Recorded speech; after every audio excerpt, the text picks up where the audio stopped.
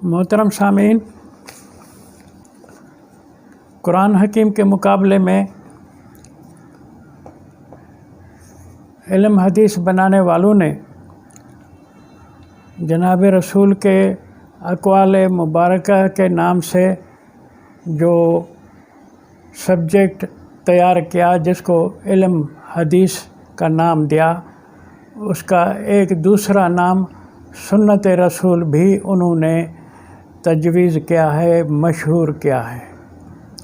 जहाँ तक इल्म हदीस के लफ्ज़ हदीस की बात है, वो हदीस की माना तो बात है, तर्जुमा लफ्ज़ हदीस का बात है। किसी की भी बात हो, हर किसी आदमी की बात को हदीस कहा जाता है, कहा जा सकता है। अल्लाह ताला फरमाते हैं कि मैंने जो किताब कुरान नाज़िल की है, ये अहसनुल हदीस है। मेरी बातें सबकी बातों से अहसन हैं, कुरान की बातें सबकी बातों से अहसन हैं। तो बात हुई कि मानते हैं कि जनाब रसूल अलैहिस्सलाम ने सारी ज़िंदगी में कई अक़वाल फरमाए होंगे, कई हदीसें फरमाई होंगी, उनसे कतई इनकार नहीं किया जा सकता। बात है कि इस्लाम के ज़ाब्ते हयात के लिए कवानीन की खातिर बातें, हदीसें, ये सिर्फ़ और सिर्फ़ कुरान से लेनी है। ये कुरान से बाहर किसी की बात, ख़ुद रसूल अलैहिस्सलाम को भी हुक्म है कि वज़क्किर बिल कुरान मन यख़ाफ़ वईद, लोगों को कानून बताओ, लोगों को नसीहत करो, लोगों को कहो कि कुरान के हवाले से सब बातें समझा करो, लिया करो, कुरान से अख़ज़ किया करो। ज़क्किर बिल कुरान मन यख़ाफ़ वईद, जो खौफ खुदा रखता हो। तो इल्म हदीस जो जनाब रसूल के नाम से मार्केट में मौजूद है, जिसके लिए बड़ा शोर है कि इस्लाम और कुरान हदीस के सिवा समझ में नहीं आता, ये तो अल्लाह पर गोया इल्ज़ाम हुआ। रब ताला ने तो फरमाया कि कद फस्सलनल आयात लिकौमी यालमून, हमारी सारी आयात तफसील शुदा हैं, तफसील की हुई हैं। अल्लाह ताला फरमाए कि मैंने कुरान को तफसील करके तुम्हें दिया है, भेजा है। कुरान का मुफस्सिर रब ताला ख़ुद है।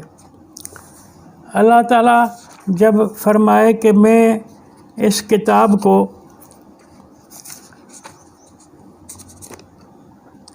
तफसील करके आपको दे रहा हूँ, तो तुम बताओ कि अल्लाह से बढ़कर किसका तफसील हो सकता है। रब ताला फरमाए कि अल्लाह नज़्ज़ल अहसनल हदीस किताबा, ज़ोर हसीन किताब हदीसें, ज़ोर हसीन, ज़्यादा हसीन, सबसे बढ़कर हसीन, सबसे बरतर हसीन हदीसें मेरी किताब कुरान है।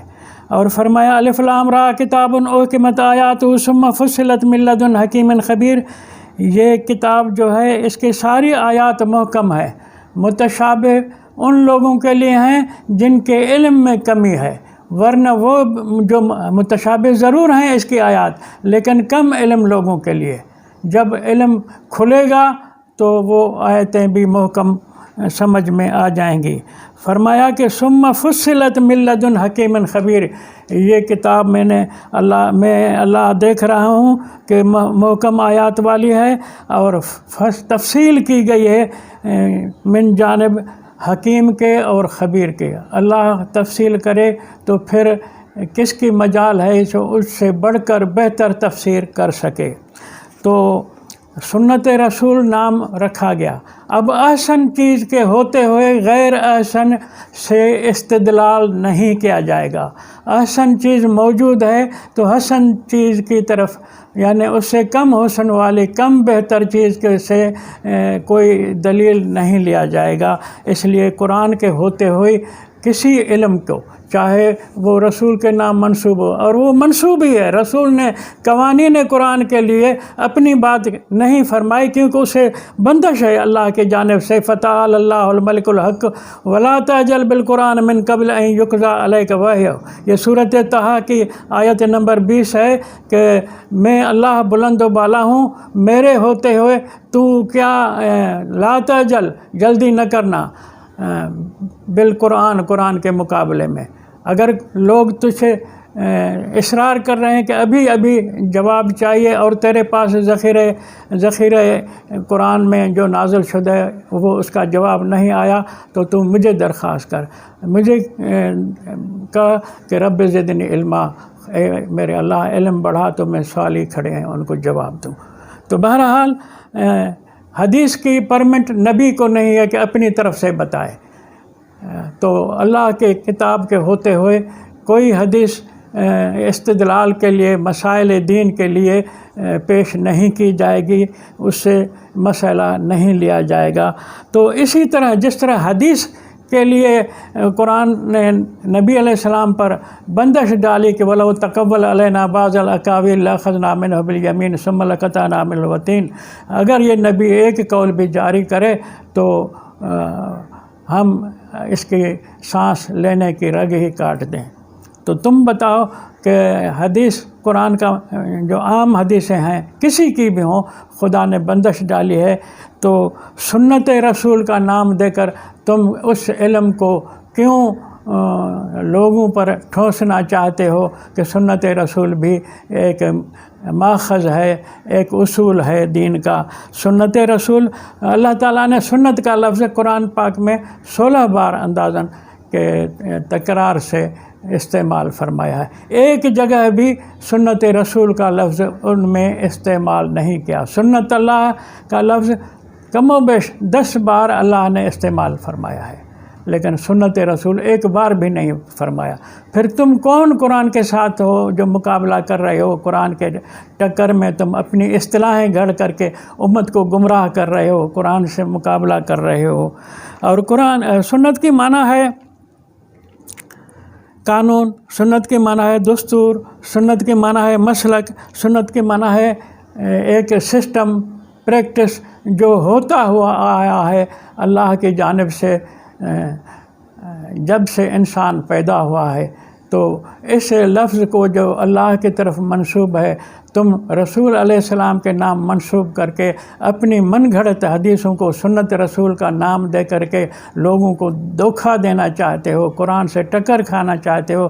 تمہارے مقابلے میں یہ قرآن جو ہے سب باتیں کھول کھول کر بتاتا ہے، تم نے جو حدیثیں بنا کے ان کو سنت اور حدیث کے نام سے لایا ہے، ان کے اندر جو جھول ہیں، ان کے اندر جو یعنی خلاف قرآن باتیں ہیں، وہ اتنی تو ہیں جو جتنا کہ تم نے ذخیرہ احادیث بنایا ہے ان پر اتنا ہی زیادہ لکھا جا سکتا ہے کہ تم نے یہ حدیثیں رد قرآن کے لیے بنائی ہیں، جو کہ اسلام ان کو قبول نہیں کرتا، قرآن ان کو قبول نہیں کرتا۔